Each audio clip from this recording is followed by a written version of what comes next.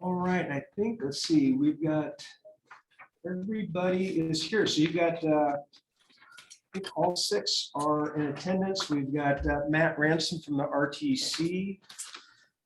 Christy Chapman, the alternate, is here as well. And Arthur Babbitt's alternate from the county is here as well.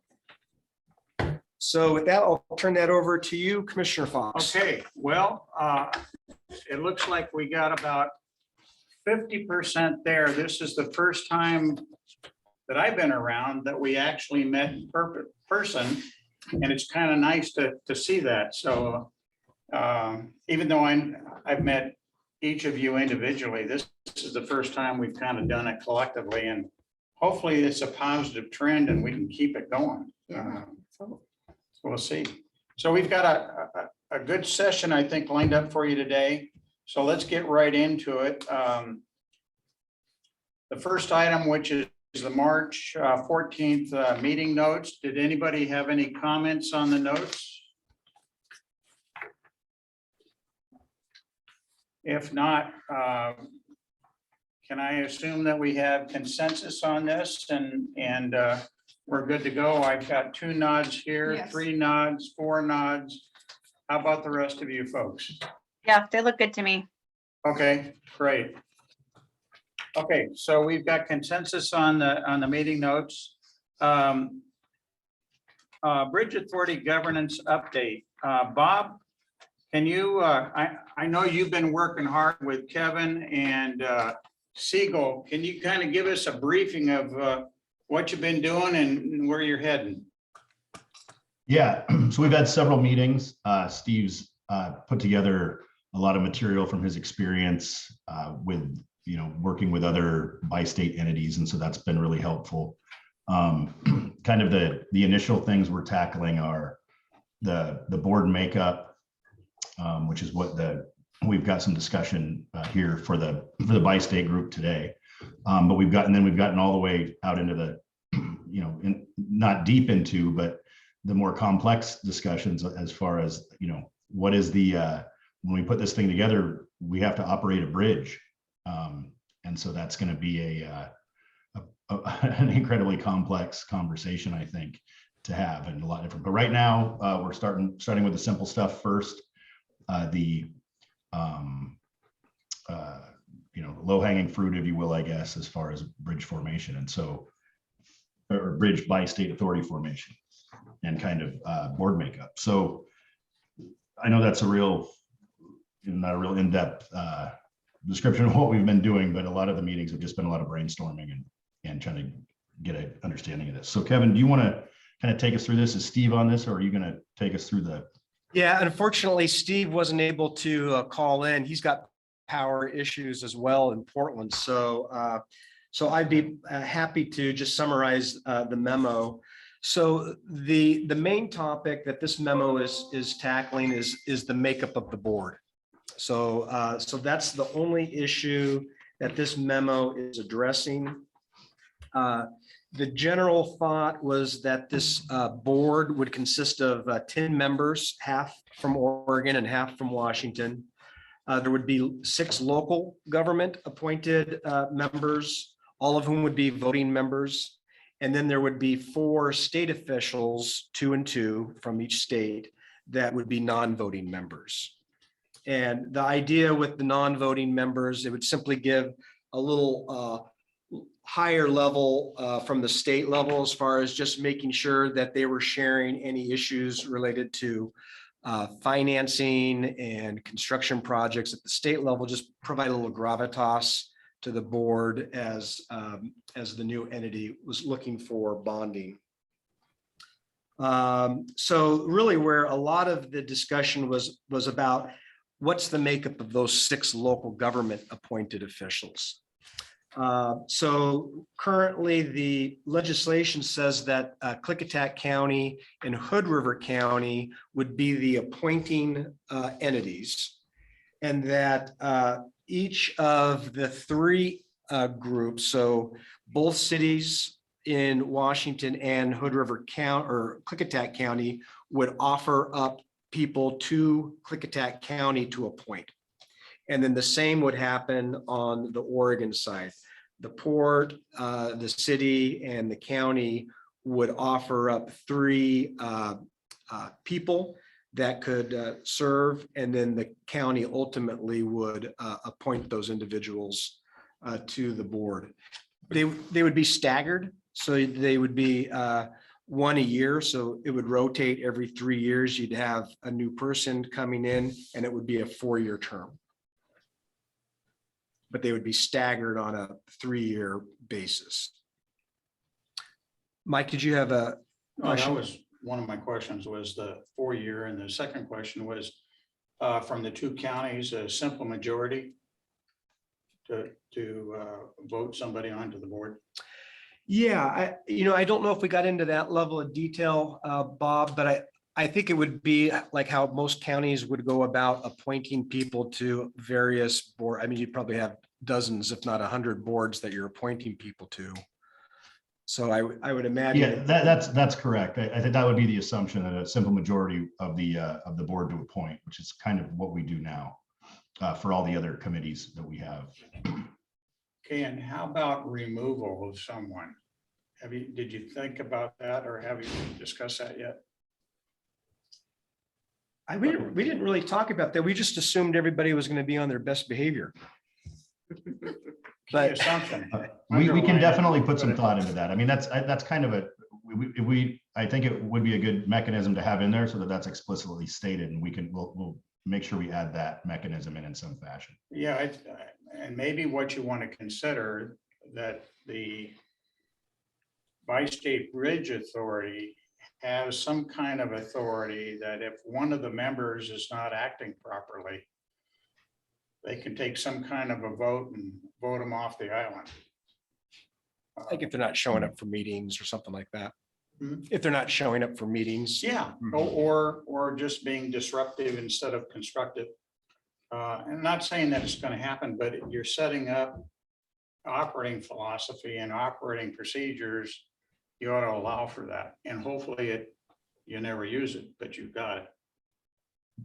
So Yeah, we don't have any rules yet, so I would think that those things would be kind of under the rules, like if you don't come to 3 meetings in a row, that's grounds. Yeah. Like the city, Mhm. city has. Not necessarily will you go, there might be some good excuse, but if, yeah, there isn't good faith effort to do what you're supposed to do. But, just being disruptive is it's a little bit harder to define, I guess. yeah, but I think we ought to think through that. And if we decide it's not going to happen, okay, fine, but we considered it. So the county board of commissioners already has procedures in place, and I'm sure Klickitat County has procedures in place also for appointing people and for reviewing people and for removing people. Wouldn't that be the place that this should be discussed as opposed to the Bi-State Working Group?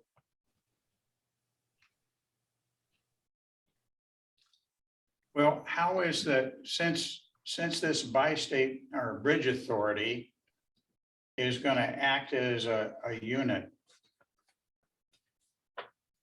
how does that feedback get back to the owning entity that says, hey, we got a problem with this particular member? Well, I suggest you ask the Gorge Commission about that. They'll tell you about it. Well, that's a good point. We'll write that down, and that can be kind of a follow-up item that we can work through. I don't mean that flippantly. I mean, we already have controversial political situations where we make appointees and, feedback gets through and the commission makes decisions. And, I don't know if Jacob is there. I can't see. I think that's Jacob he's there. here. So I assume you have similar processes. I know you've do tons of appointments. Yep, absolutely. We have processes for removing people. Another question that I have for Bob is the question on whether electeds can sit on it or not. When you guys are talking about that, what does that do in terms of credit worthiness and all that? Because I see this as 2 different types of commission. There's the bridge authority that builds the bridge, and then there's the bridge authority that runs the bridge. And I look at it as when you're going into building the bridge, it's a lot more electeds because the biggest thing we need is electeds and access to funds. Once the bridge is operating and it's running smoothly and cleanly, then probably your electeds don't need to sit on it. You can have, staff or somebody else sit on the bridge authority once it's running down a straight path. Well, I think the way we're set up right now is to have the port start the process, and then at some point, it's going to be turned over to the bridge authority. So I would say that it's going to be one group, not two separate groups that are going to be, when the bridge authority is stood up, it's just one group. There isn't it's not a two-part process. How do you see, Bob, let's say we put the bridge authority in place tomorrow. How does an elected official, if they were on the board, how does it impact bonding and other things like that? Right. So to back up, and that was the first part of Jacob's question. Yeah. Yeah. So from what we understand, and the credit rating companies, Moody's and the rest of them that do this for public entities, don't share their criteria that they use. But from what we understand and working with Steve Siegel and him telling us, kind of best practices or things that broad criteria they'll talk about, is they don't like to have the boards have a lot of political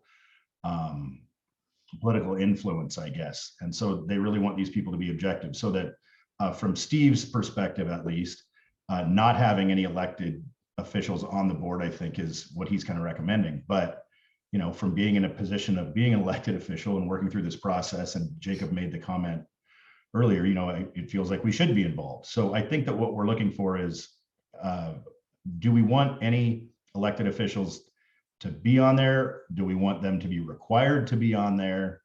And or is it they can be or can't be, depending on if there's interest and they have the qualifications and feel like they would add something. I think that from my perspective, I want to look as good as we can to the credit agencies, because I'm still from the position of I want to bridge first and foremost. But I understand the different opinions of why we may want there to be a required position from maybe each side of the river that are an elected official. I don't know. That's really why we're here, to have the discussion. What if we go around the room and Kate, do you have a thought on it? Well, we're it, and we're elected, Yeah. like Bob said, right now. And, we've been using our political capital to convince people to give us more money.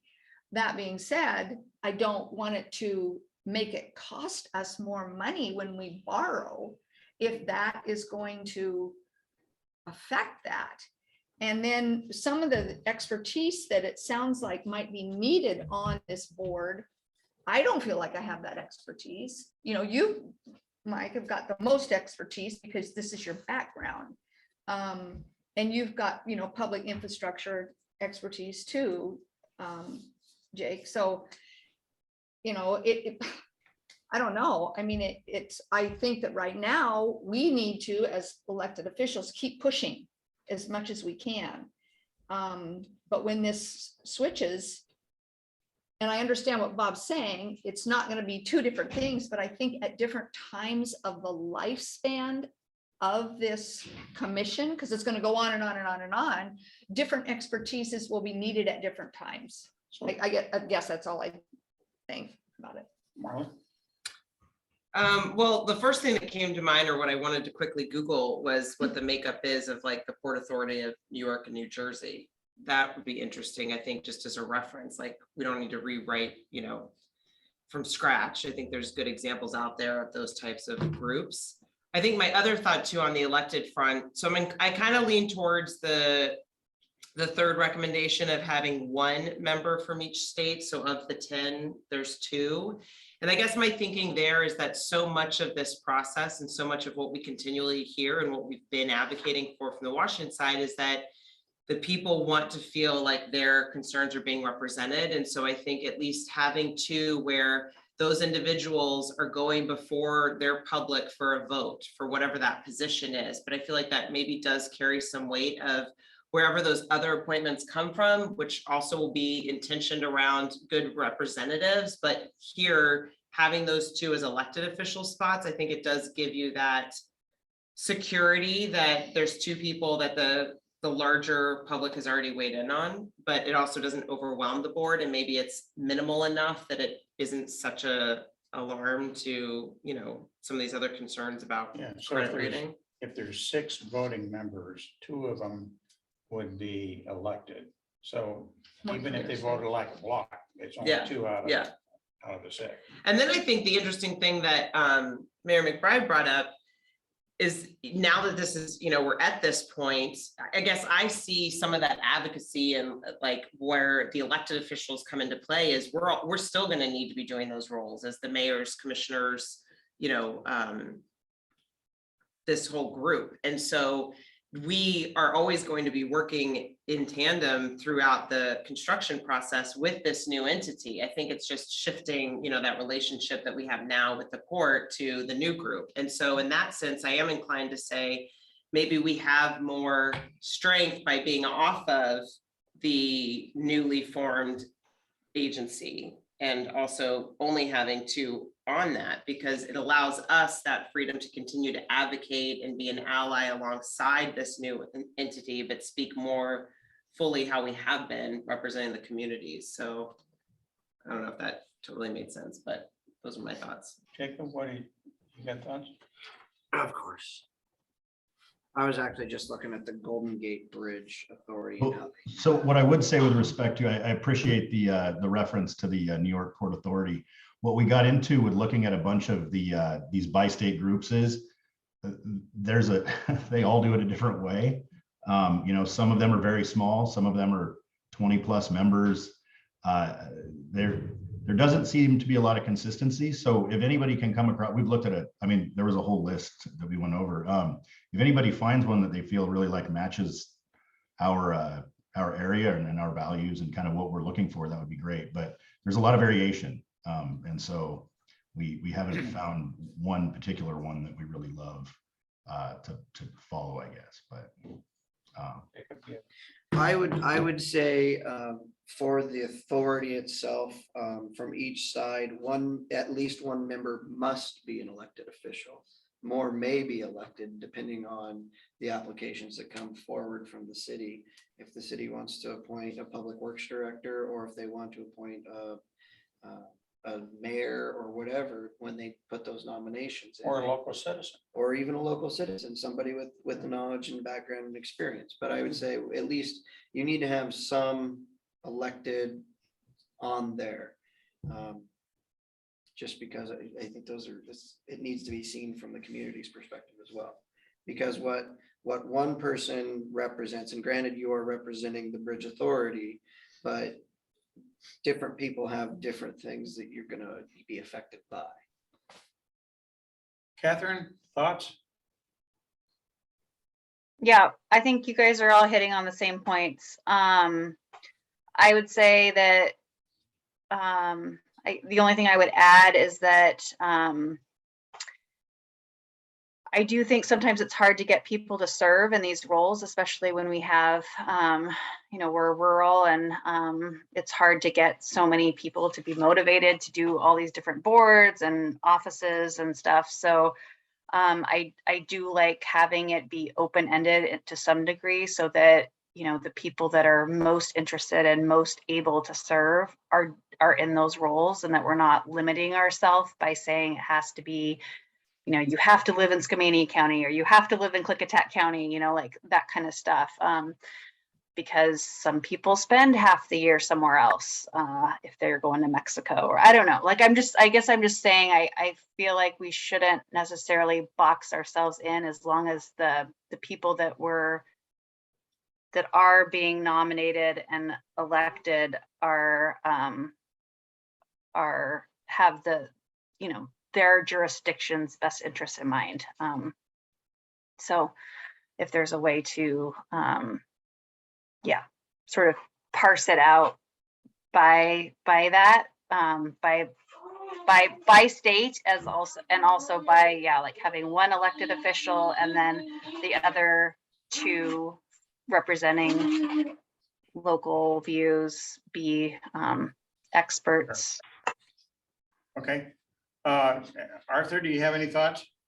Yeah, briefly, I think most ideas were covered. I don't object to having one or two political appointees on it, but in general, the skills I would be looking for are things like fiscal responsibility and risk management. So I'd be looking to local bank presidents and insurance brokers myself, but I think that, you know, Jacob and others have explained good reasons for having some possibility of political appointments. And Marlo, when you are Googling this, the Port Authority, you might look into Chris Christie and Bridgegate, which kind of demonstrates one of the issues. Oh, with believe having- me, I'm sure you know about I that. used to pay $16 a day for that GW bridge, so Okay, so I you know all about have that, followed so- many a Port Authority scandal over the years. Yeah. So whatever you do, you don't have immunity from potential of political influence Yeah. and scandal, but you can certainly set it up to try to avoid that.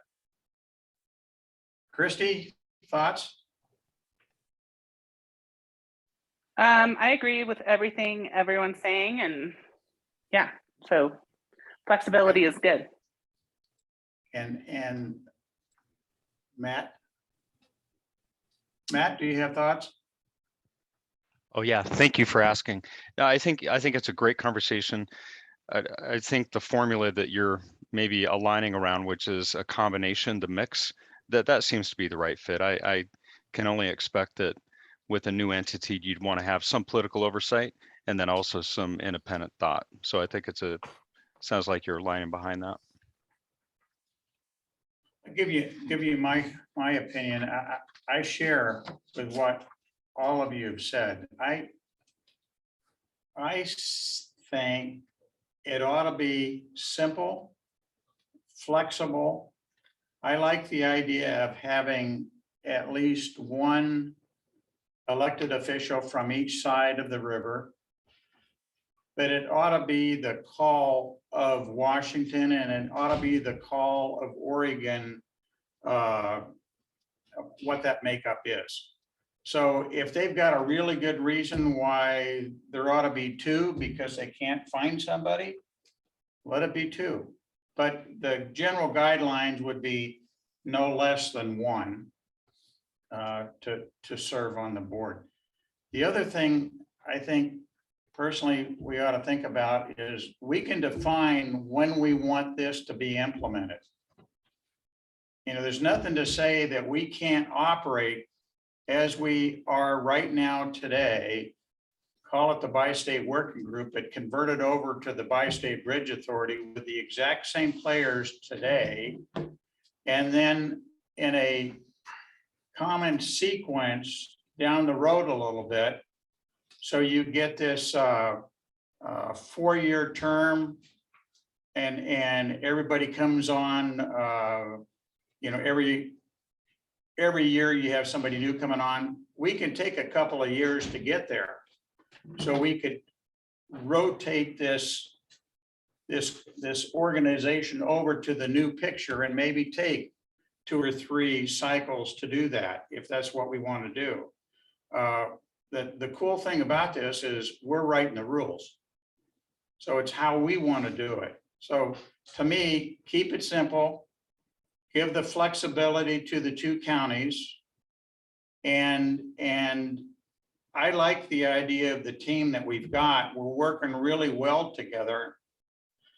As we stand up these 2 really big contracts, the RBMC and then the design contract, I think it's helpful to have this team together. Now, once that's in place, or if we can figure out how to do a design build earlier, then maybe we start migrating to the eventual structure of the organization. Yeah. Mike, the reason why I thought of it as 2 separate things, and not that, you know, is because we have an RBMC we're about to do. So all these things that you're going to want, we're paying professionals to be there. Right. And hopefully when the bridge is built, those professionals go away. The new professionals that would come on that would assume those roles from the local area. And that's kind of how I thought. I didn't think it would be, two different groups, but it would just grow into being something else. I think where this other structure would maybe help us is if we have to go out for bonding. And we're having to try and attract $75 million of loans. Does this new structure make more sense than what we're doing right now? And when is that?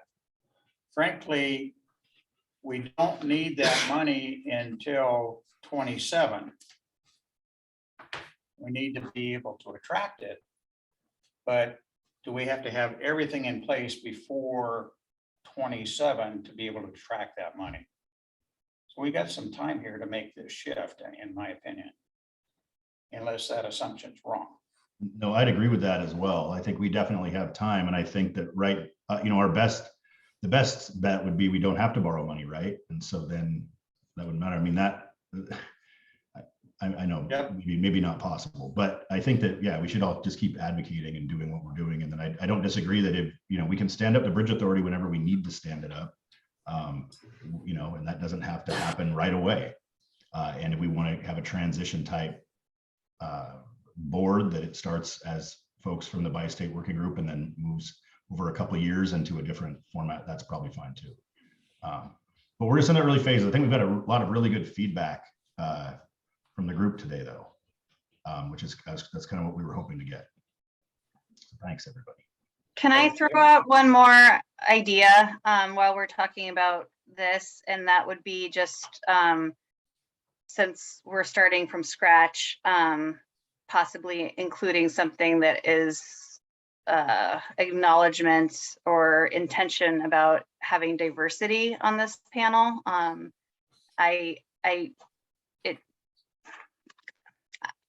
It's very unusual that you have 3 mayors that are women. That's super weird, but so you already have some diversity there, but Weird. It's okay. Wouldn't be the first time I've heard that.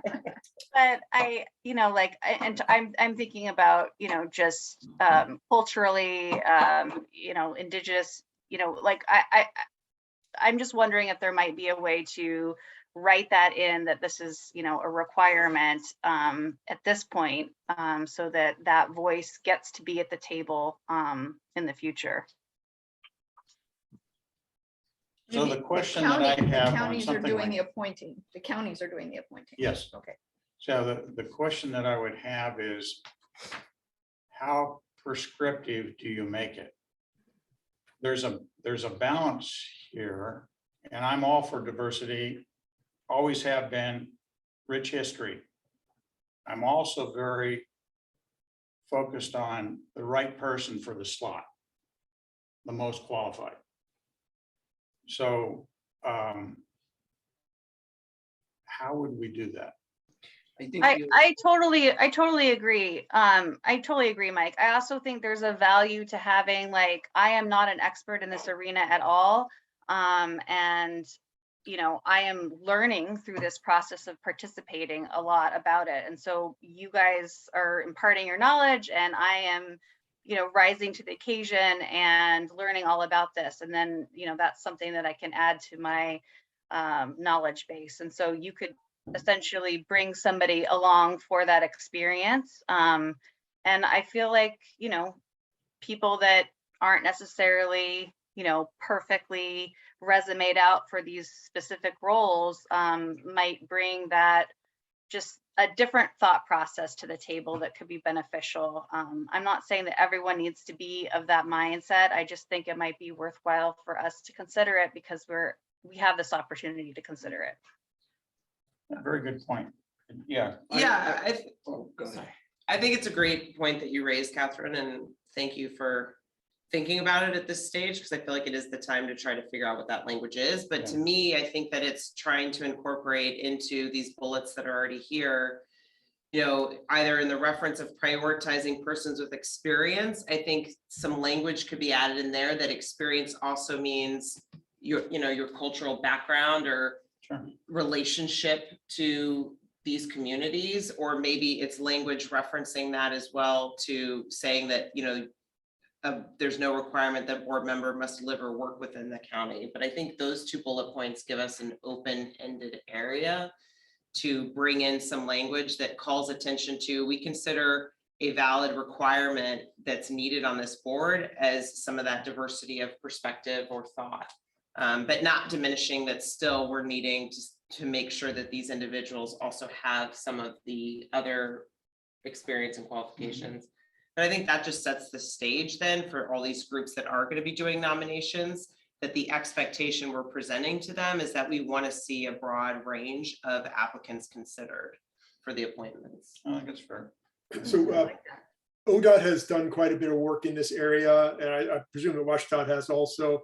So when you do actually look for language, I suggest going to those two facilities, or those two organizations. So Jacob, you've been trying to. ask Oh, I was questions. just gonna say that, you know, in our appointments and and what we do, we actually have policies written out that encourage diversity anyway. And so since we would be appointing it, we would be following our policies and procedures while also taking into consideration the nominations that come from the cities. And so which the cities have their own same thing, you know, when it comes to encouraging diversity and their own policies and procedures. So I'm not too worried about writing that into the governance of the Bi-State Bridge Authority as it's written into the people who are appointing people to it. And then my other thing where to go from here was, do other groups or Bi-State Bridge Authorities, do they have a treasury staff member on them? Is the goal so that because we're expecting that we're going to need state monies and a fair amount of it, it's weird to see that treasury staff person on there. Yeah, I think that's exactly what we're looking at, is to have somebody who is familiar with I think the bonding process and other state funding processes that may be tapped into over the time. They're more of just an asset and a utility, and then a tie to the state as well, to where they feel like they're a part of it, I guess. We're actually, in the conversations we've had, it's been more, do you think we could convince somebody from those entities to actually be on the board? So, if you feel like that's detracting in some way, and having them, I'd be really open to hearing about that. But I think we're excited to hopefully have them be willing to participate. Just a couple things. I really liked your idea about just incorporating it into the language. And Arthur mentioned ODOT or WashDOT language. I think that's good. I think it's good for us, even though we do, like the city and the county have the language already. Other entities might not go back that far that we're dealing with as a bridge authority, that they may not go, oh, well, let's check the city charter and let's check the county charter. If we have that diversity language in there, they know we've talked about it. I guess I think it raises it up just a little bit higher, and I think that will be beneficial for us. So Bob, do you have enough to go forward, Bob and Kevin? Yeah, I think so. We can definitely get some language in there. My 2 cents on that is, I definitely think there's value, and for sure, and at the county, that's very important to us. I don't want to lose sight the fact that, when this Bi-State Bridge Authority is stood up, they're going to be operating a bridge at the end of the day. And so while there's definitely value to get different cultural perspectives. And I think that's the times we're in. Absolutely, we need to be doing this, but practically the way this is going to operate, I don't see, I'm just thinking of the conversations that will take place at those meetings and wondering how far into those differences there'll be, but we can definitely put the language in. I think it's valuable. So would either of the two states, as we go forward with this process, would they naturally be looking at candidates that are Native American? I'm not sure I understand your question. Well, I'm just wondering when we're really thinking about diversity and where we are in the river, does it make sense if we could find a really qualified Native American would that be helpful to have that person on the committee? Yeah, it absolutely would be. I think we're looking for, I think qualifications are important, and I think there, like I said, I think there is value from getting different people from different cultures involved. Absolutely. So yeah, no, I think there's value there for sure. I think it's good discussion. We'll definitely get that incorporated. Where are you going next? What's your next section that you're going to be looking at? I don't have this thing in front of me. I'm gonna be honest, Steve and Kevin are putting a lot of this together. Steve's got great background in this, but so maybe Kevin, you have the next thing Yeah, I think kind of lined up. one that we had talked about was where the headquarters location. Right. That's one that we can prepare for the next meeting. One thing before we get off the makeup of the state appointed members, so we'll go ahead and work with Brad Boswell and with Miles and our regional folks to see what it will take to get somebody from the state to appoint somebody to the commission. I have a question related to both of those appointments. Yeah, Are they gonna want to be compensated? don't know. Don't know at this point. I don't know if that's typical or not, but that's a great question to ask. ODOT has never done anything without being compensated, in my opinion. Every time they Well, look at We're a quite familiar form, with that. And they that comes want a back to compensation, so. another discussion. You know, the way this is going to get written up, Bob, are all of these positions assumed to be no pay?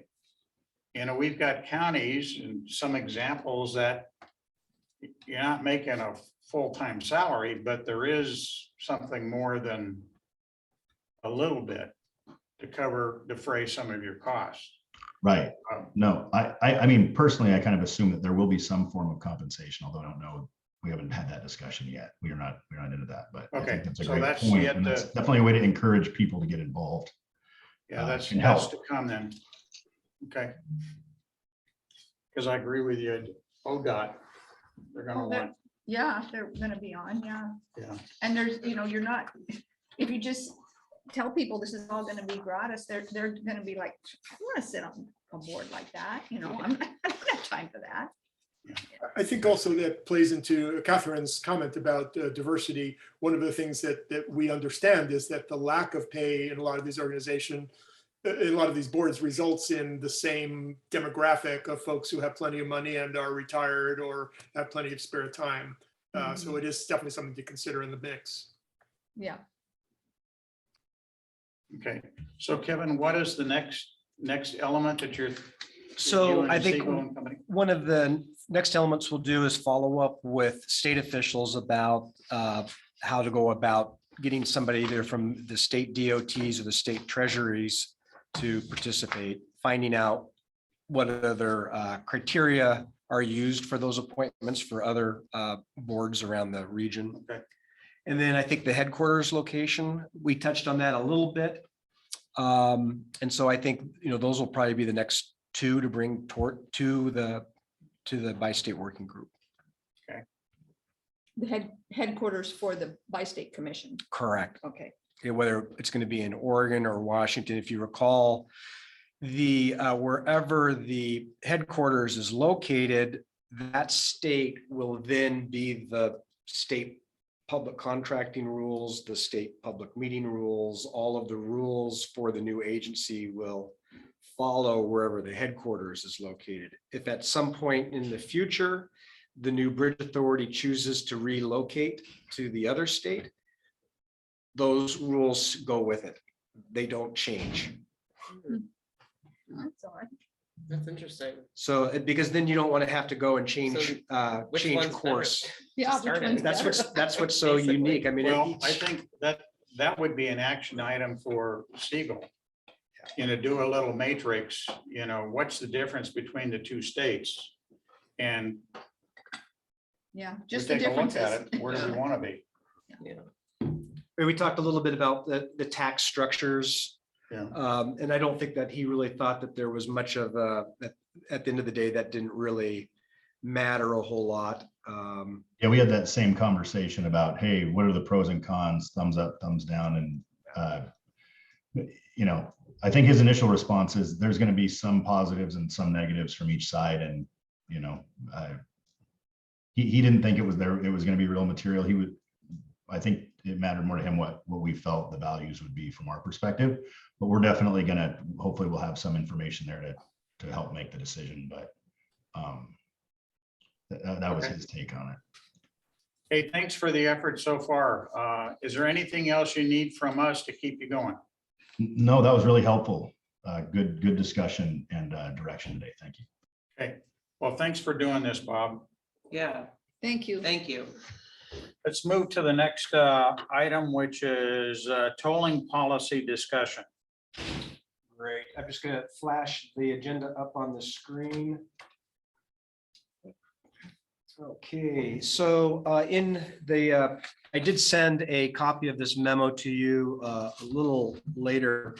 Forgot to include it in the main packet, but the port did recently go through a spring planning, and as part of that spring planning effort, the port's 10-year model, which is really a planning tool for looking at different assumptions going out 10 years. And so I think part of this is the model that we have includes two toll increases, one for that's in the model as a CPI early next year, which I think is a 25-cent, 13-cent increase. And then the model shows another increase in 26 to accommodate a pretty large amount of capital repairs, about $25 million worth of capital repairs. This is just a model, just a planning tool. But I thought Michael has been very intimate with this document over the years, and I think everybody's got a copy of it, and I can bring it up on screen. So Michael, if you've got, you wouldn't mind walking us through that. Let's see. Try and bring that up. Let me see if I can jump in here for just a minute. So what we're really talking about here is that trying to create a reserve off the current bridge that the new bridge would tap into and could also use to show that we're building reserves for bonding. Now, is that something that the bi-state working group wants to consider and move forward with, regardless of what we're talking about as far as money? I guess two things. Number one, is it the port's money or is it the new bridge authority's money? And is the port holding for the bridge authority? Because they're two separate entities. That's correct. So right now, all of our funds are being funneled through the port. Correct. Okay. Eventually, that tie will be broken and it'll go directly to the Bi-State Bridge Authority, but that's after we've got some kind of a CFO structure in place and accounts and lots of procedures. So that's not going to probably happen for several years yet. So we're going to, as there's a new CFO going to be coming in, we'll be talking with the CFO to make sure that we've got segregated accounts. So it's nice and clean. We've got charging practice. So you can come in and audit those kinds of things. That's the way I see that as we get state funding, it's going to have to come through that way. And not anybody can just go charge to it. There's strict charging practices and approvals that we'll have to put in place. The same thing could go towards bridge tolls on the current bridge. If we decide that we think we ought to be creating a reserve and we can calculate, if you put a quarter in, what does it equate to over the year? We actually put that money into a segregated account. It doesn't get mixed in with everything else.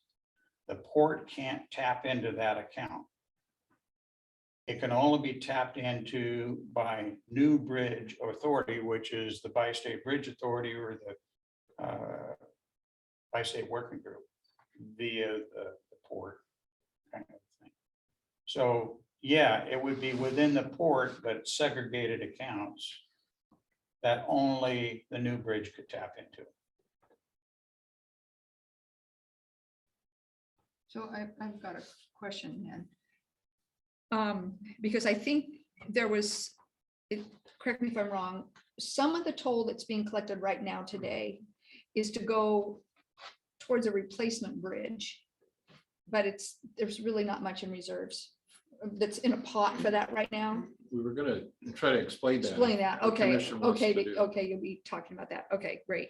And I guess my other thought is I would want to make sure that however long it's going to take to get this bridge done, hopefully 2030, that whatever repairs need to be done on the current bridge could be paid for in cash. Because I wouldn't want that bridge to get more debt Debt. on it I that agree. the new bridge entity has to pay for. So putting money in a bucket for us is great, but if that means more loans are taken out on the old bridge, so there's going to be this debt at the end that we're going to have to pay for anyway, then I'm like, well, that doesn't work very well. So those are my thoughts so far. Yeah, I think that's a good point. Marla, what do you think? I guess I'm thinking about how this gets received, because I think the impression among a lot of people is that some of the money already is just being saved and has built up. And so how we go back and present to them potentially another increase, I think the challenge will be in answering the question well when they ask, why do you need more? What happened to the last increase? And now, yes, of course, we're deeper in the weeds, but I think just sensibly, you would think everyone would realize that what was taken doesn't meet what is the total amount needed. But I think there is a gap to people when it hits their wallet, and they're not, I think it's going to be hard to get a lot of people on board with another toll increase and saying that it's for the new bridge when we see action happening. But to most people, it's just, they've been waiting for this bridge forever, and here we go again, another ask. And so I guess my head is, I'm interested to hear the breakdown here, but I think my head is just more in that strategy space of we got to get out in front of it. And I think it'll be really critical, the timing of when that happens. I think being able to do that when there's either the physical presence of this group that we have selected, or some, the EIS is completely done, a critical thing that can be pointed to that's tangible, that reassures people this is actually happening. So yeah, I'm just hearing all of the Yeah, the I know it's critics, gonna I think. flash back on us. Yeah. So thought that I had is we get this RBMC established. There's a kind of an aha moment there that we can take a little credit for, that, yeah, we are in fact moving out now. Here's what this entity is going to do. And remember, we've got that person in there on communication. That person ought to be just really busy, Yeah. with you and this person, and figuring out what is our storyline going to be. And we start building that storyline all, for the next 12 months. And maybe we don't pop out with a bridge toll increase for another year, but we're thought about it, and we're building that story that people will start to see, okay, we're no longer talking about it, we're actually doing it. And we're going to make sure that when we say we're going to take this and put it over there, we actually do it. Yeah. Yeah. Okay. Jacob, your thoughts? Oh, I've got a lot of thoughts, but I want to hear Michael's Okay, presentation let's first. go through that. So let me start out with two things. What the objective of the Bi-State Working Group and Bi-State Bridge Authority needs to be is to have funds available to operate. At a certain point, you're going to need to hire staff. There's an executive director, there's a CFO. there's a receptionist, there's an attorney, whatever the construct is for the operating model for the Bi-State Bridge Authority, you need funds to do that. And then second, equally, two things, other things equally important, you need to create a reserve fund. You need to accumulate funds available in significant amounts that's not associated with the issuance of debt. It's just call it operating reserve. It demonstrates to the credit rating agencies, to any investor that's interested, that you have the wherewithal, you have resources there that are in reserve. Finally, you need to demonstrate, especially to the credit rating agencies, a history of toll increases. If you will issue debt at some point, and those bondholders and those bond counsel are going to make sure that they get paid back, right? And they get paid back by knowing that that agency or the new government has a demonstrated history of toll increases. So in concept, and this is all subject to your debate and discussion, you need to get to doubling the toll in 2030 when the bridge opens up. Think of that as just a sort of an optimum point of landing. And along the way, you demonstrated that you have a history of toll increase after toll increase that gets to that point. So if you're in a $1 cash toll now, $2 in 2030. $2 breeze by toll right now, $4 in 2030. And you can point to a history, because if you go out to the bond market in 2025, say, or 2026, you won't have a long history, but they will look at that. The bond, I disagree slightly with what Commissioner Benton said. There's specific criteria by the rating agencies of what they are looking for. And this is one of them. There's a history of a non-political body that has a track record of making the appropriate judgments and decisions without political influence to increase tolls and to demonstrate that there's debt capacity there. So just think of that as a discussion point. Double the toll in 2030, by 2030, show a consistent history of toll increase. This, Kevin said, is a 10-year model. We started in 2007, and it's intended to be a way to make different assumptions in the years, approximate years, when you have a better idea what can happen and see the impact over time. In this case, 2021, these are closed numbers. You know these numbers.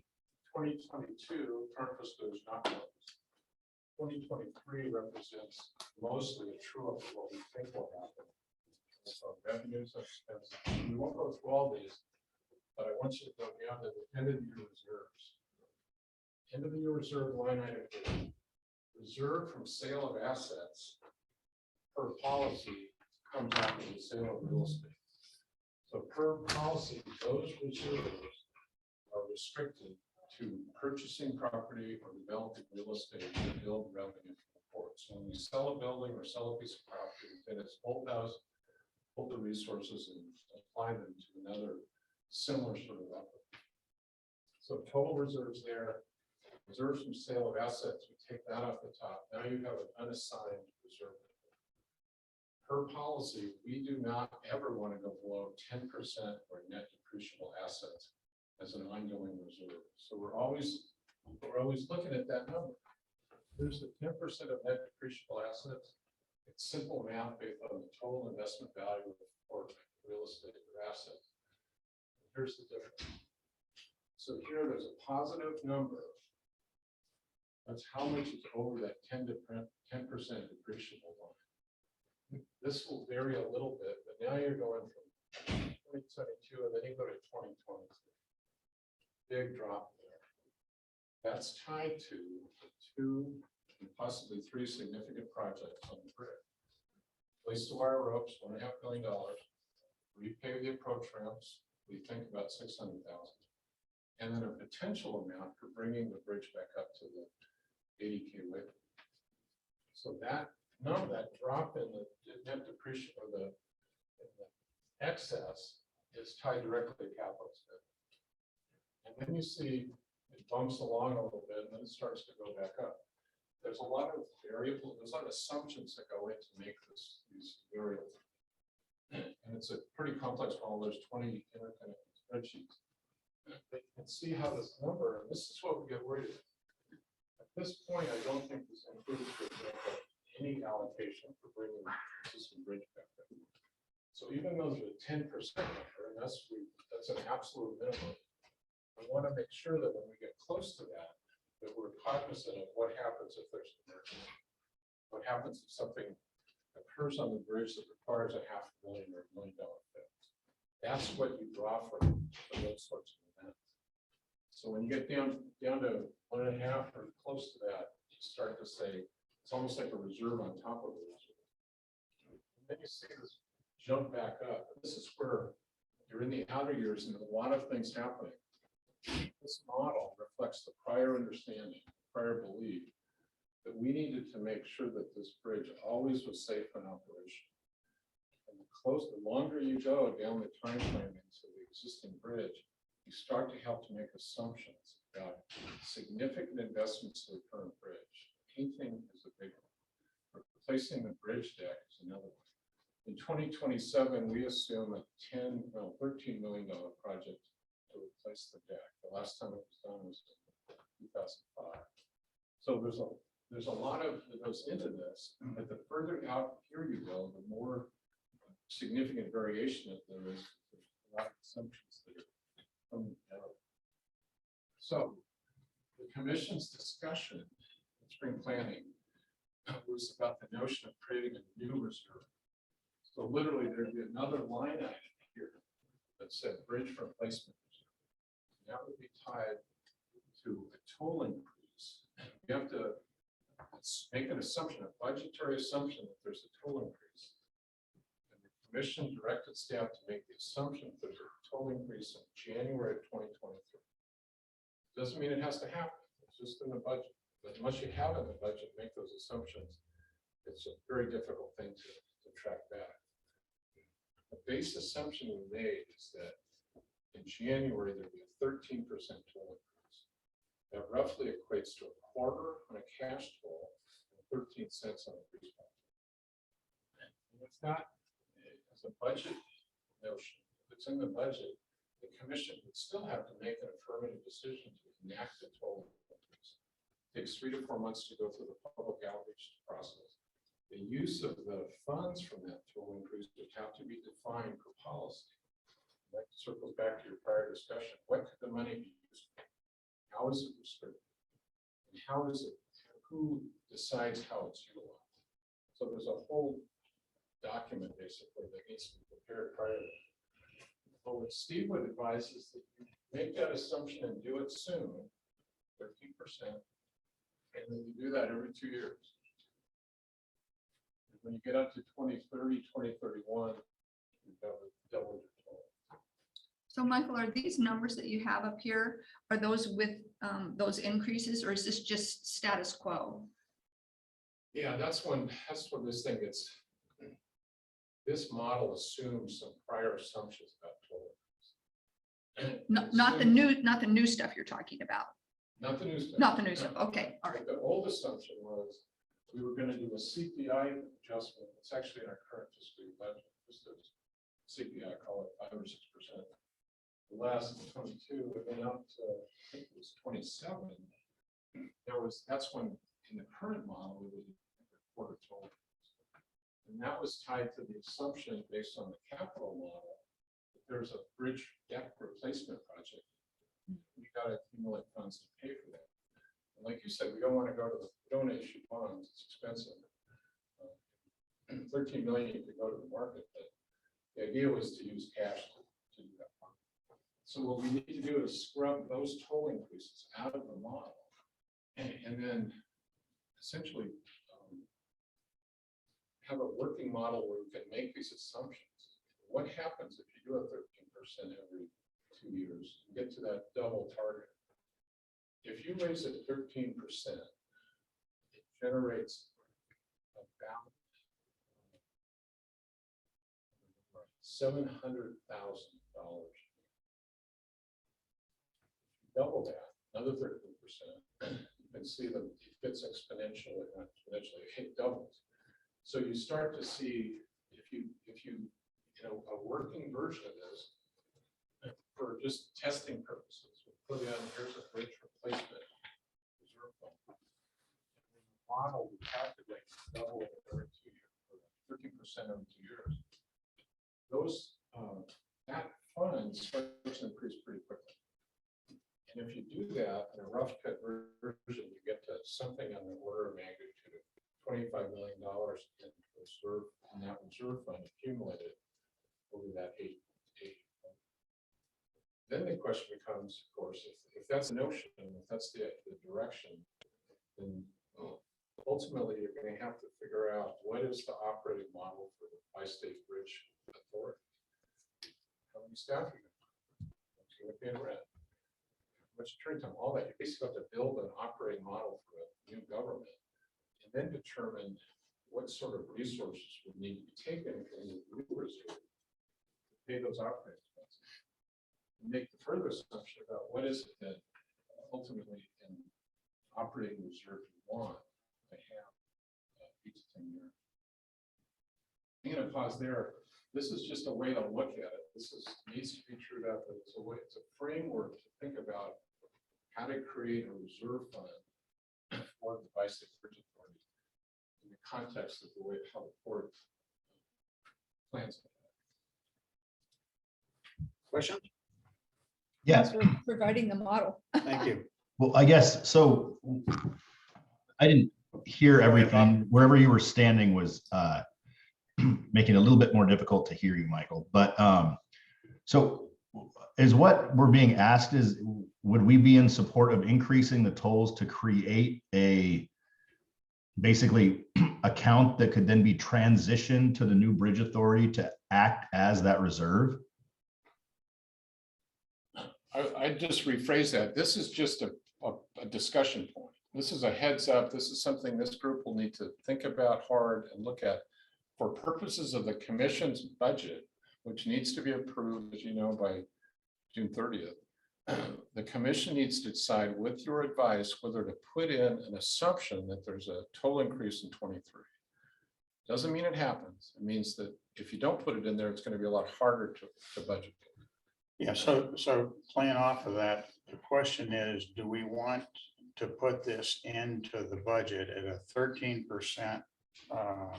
increase to tolls and probably do it every 2 years through 2030 with the clause that funds that are generated by that calculation can only be used and authorized by the Bi-State Working Group / Bi-State Bridge Authority.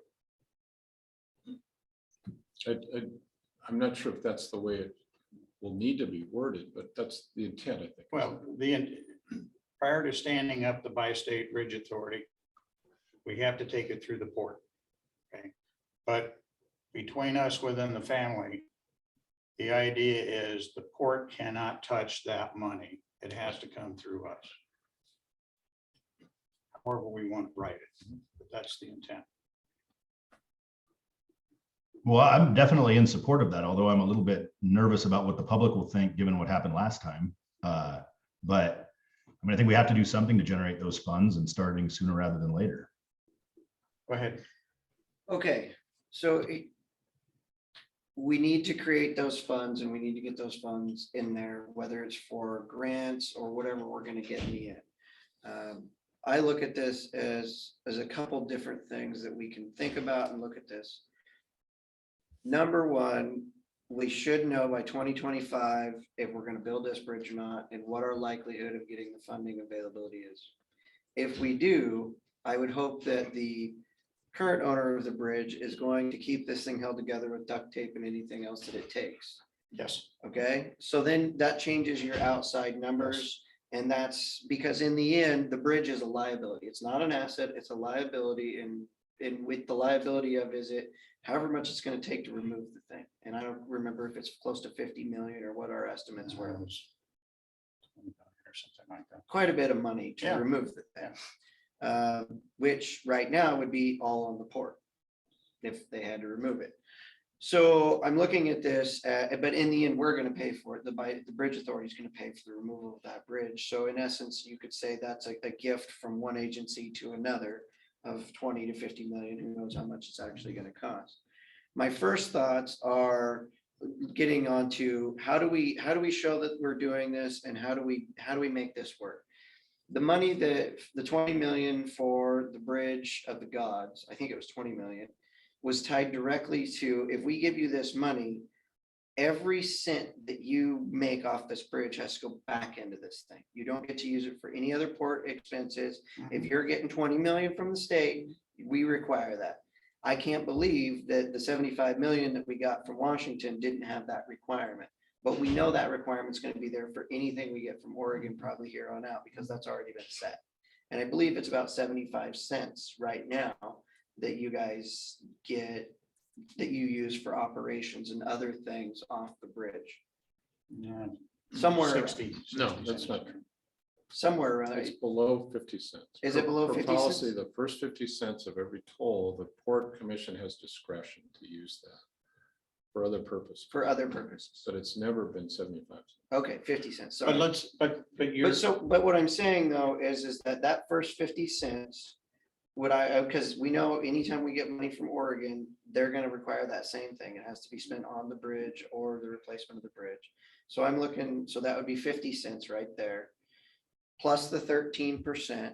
And then my first thought would be is, we need to start operating the tolling at the bridge like how we assume that it's going to be done in the future with the new bridge, which is there's nobody in a toll booth. It's all done electronically versus the license plates.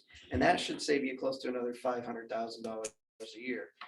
And all that money that you can be going into this fund to try to build up those reserves that can then be transitioned into the new bridge authority for those operations and maintenance costs.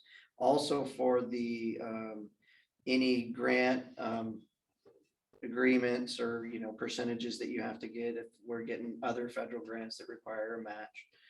And that would be with the understanding and intent that this new bridge authority is going to be the one who pays to remove the bridge. And so that's where that swap and understanding happens. And that's how I see that we would be able to continue with the 13% increases while saving money. And we're going out into the public and saying, you know, that there's 50 cents is all this money is going into this new bridge, the new bridge authority. It's set aside so that we can actually make this transition in the future. yeah, there's a couple other components in there that's actually underway. So I'm gonna get this wrong, but let's say it's 40 cents, 40% of what's coming off the bridge is being used by the port someplace else. Okay, so there's a lot of focus now on stopping that. So we've got to make those other cost centers either generate their own revenue or we downsize it. We've got to bring it into balance financially. There's part of this 10-year plan, there was a lot of discussion about how we're going to go do that. And I think we've got some interesting ideas now. If you would ask me 6 months ago, no, but I think we got something going on there. So if we can wean ourselves off the bridge and we do it much earlier than 2030, that means there's some extra funds coming off the bridge. To me, that ought to be going into the reserve because you're collecting the tolls anyway. Okay. Number two, you see out there in 2027, there's a big chunk of money being planned to go fix the bridge. Okay. And it's the bridge deck. Well, what destroys the bridge deck? It's weight and speed. Now, we're going to be having a discussion about should we perform some capital improvements on the bridge to allow us to raise the load rating back up, not all the way to where it was, part of the way back up. Okay. We're putting speed cameras or speed signs up on the bridge so people can see how fast they're really going. There's going to be some of us are going to take a really hard look about lifting the limit back up. Why are we really doing it? what's the volume it's really gonna help? And what damage is it going to do to us that causes us to have to spend the $20 million for a new deck? If we can stretch When you're that just gonna deck, tear it down 3 years later. exactly, when we're gonna tear it down 3 years If you later. could just limit the weight sooner, or, even soon, like right away, to make it last another 3 years. So we get out some more bubble gum and some duct tape. Yeah. And the key thing is we got to keep the speed down and watch the Wait, weight. That's the two magic bullets that we've got on that thing. So I know the commissioners are going to be looking at that really hard. It's not a given that we're going to raise the limit back up. Because we can't even take it all the way back up anyway. It doesn't look like. And we're probably a year away from ODOT even agreeing on the calculations. So that's the second component of trying to manage this thing. Not just spend money on the bridge, but trying to create some money for the next one. What about the painting? When was the painting on your plan? And can you hold off until 2030 if you looked at mitigation options? So let me just say that the notion of capital planning for a bridge like that is really challenging. There's no way exactly of knowing when the bridge deck needs to be replaced. I do know that we spend $60,000 a year welding the current deck. So there's a cost every year, 60, 120, so forth. So when we say in 2027, we anticipated deck replacement, that was done several years ago in anticipation. We always have to look ahead and say, it's not the worst case scenario, but we got to start planning for this. Likewise, for the last 5 years, every time we get together, spring planning and fall assessing, we're always talking about that with the commission. What is it that we have to do? What is it that we postpone? What if we postpone it and that bridge replacement's delayed and we didn't start the painting? And now the deterioration starts to increase exponentially. And then we got a bridge that we can't repair. So it's this constant back and forth. What assumption do we have to make? What's being conservative? What can we push out? So absolutely 27 assumption, if we keep welding the bridge down, I think we can probably push that out. Painting is a different matter. There's certain places where if you let it start to go and the pack rust builds, you're into a much more significant cost. But we do think, because we at this point anticipating that, and that starts out at another $15–16 million. Those are major efforts. And I think at that point, if you don't know the bridge is replaced by then, the port better start repainting some of the more fracture critical elements, or you'll lose the deficiency curve. So here's a case that I absolutely agree with Michael. The best thing we can do for the bridge, other than keeping the speed down and the weight down, is to keep it covered. We're going to go under another ODOT review here in the next couple of months, and they do it every year. And what they find there is you got gusset plates that are moving around, you lose some bolts, there's little stuff like that, which is not really little. And you're seeing more and more of it as the bridge ages. One of the key things that causes a bridge to age is that the wear pattern on it, you lose the surface coating. Once you lose the surface coating, then you get weather into it, then it starts to rust, then all kinds of nasty things happen. So even spot painting is much better than not painting. So in my opinion, and what I've been pushing John, the maintenance guy, for, is we need to make sure that on the real critical parts, we've got to keep it painted. And it's almost like, I don't care what the budget is, keep it painted, because that's going to help protect that bridge. Once you lose it, then you're really chasing the ball. Commissioner We don't Fox, want to get to that point. Mayor Keywood has her hand up. Mayor, Hi, okay, so I am also thinking about, this is really interesting. I think if we are repairing the current bridge at the same time that we're constructing a new bridge, that people will just go ballistic. And so is there a way to front load more of these repairs earlier, like before 2027, so that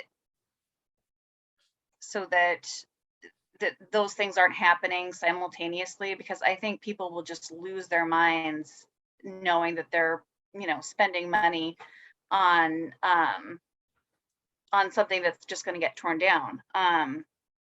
So that's one point. And I guess I would say I personally feel like that the Bridge Authority doesn't need to recover, or if there's a way to have the current bridge fund itself and its own repairs. I guess I would echo Mayor McBride's comments about how that's more of a priority to me than having there be money in a reserve fund for the Bridge Authority.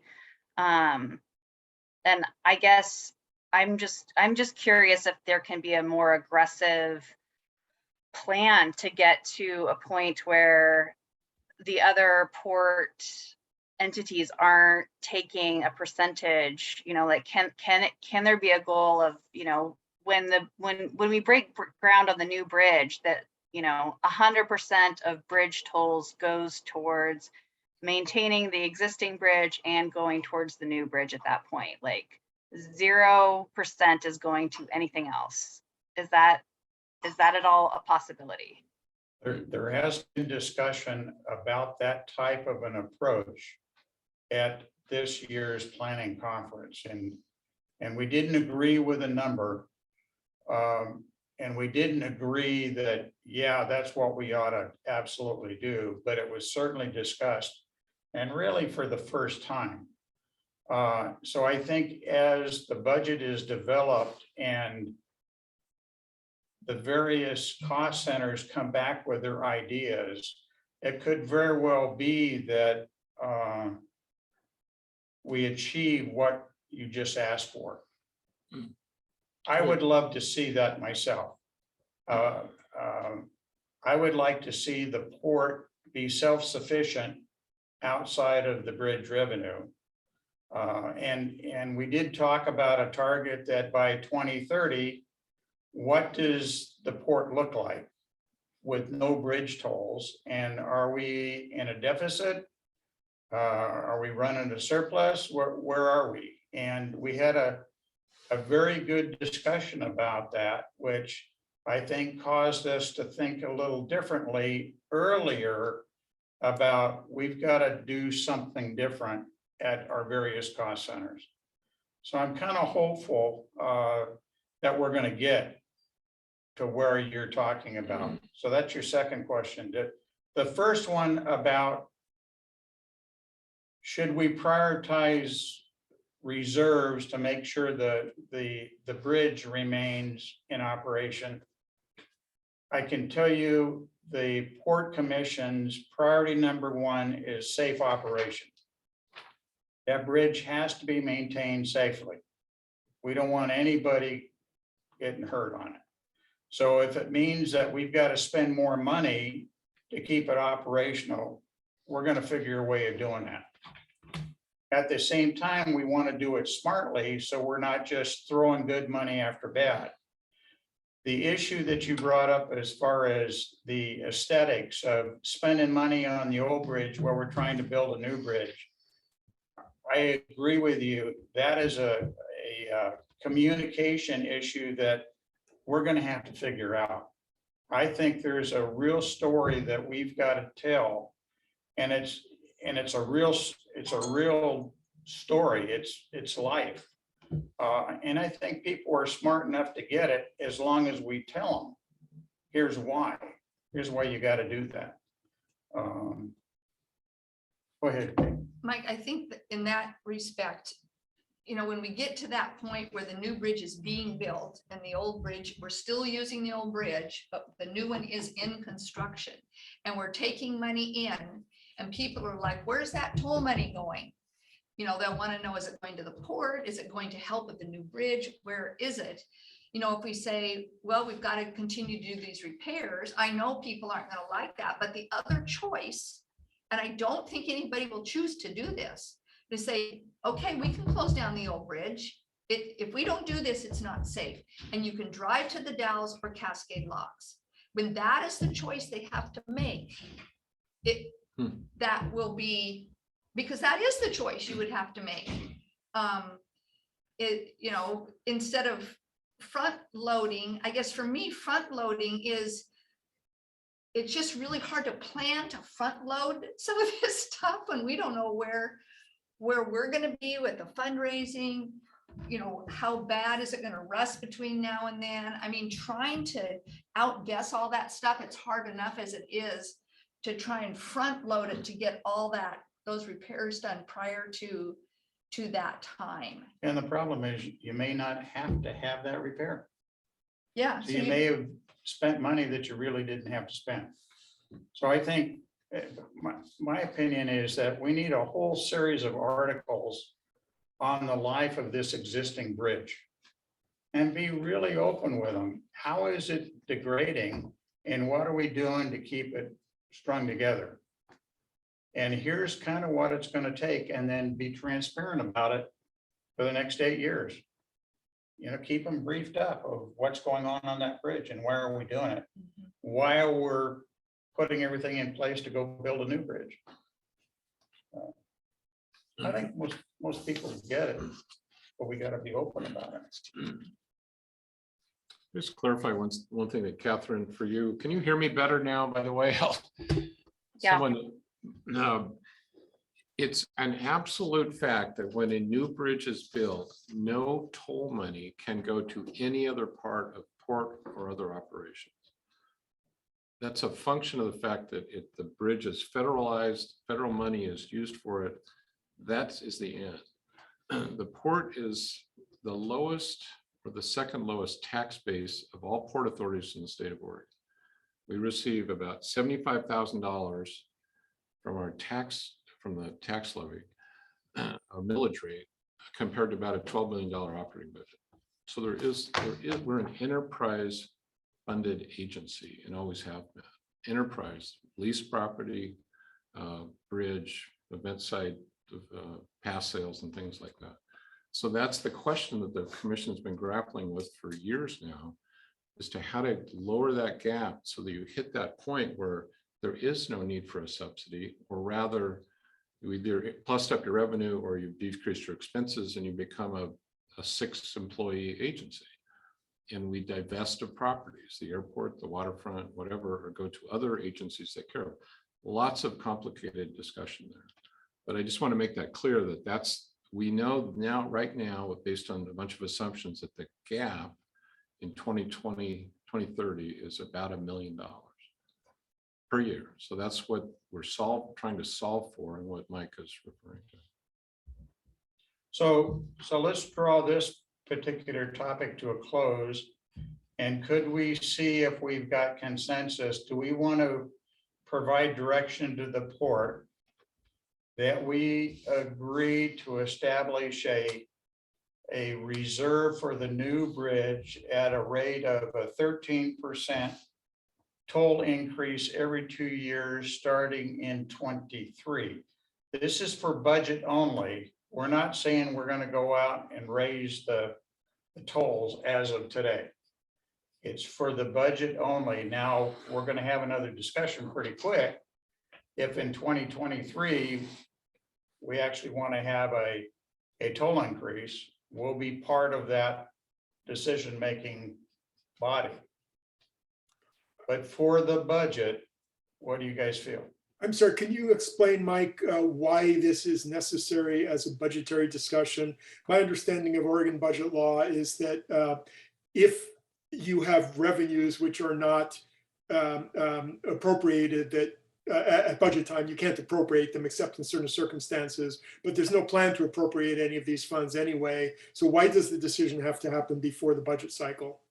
Let me see if I can take a shot at it and then you give it. Sure. The earlier we make this decision, we give the direction to the port budget people to establish this document.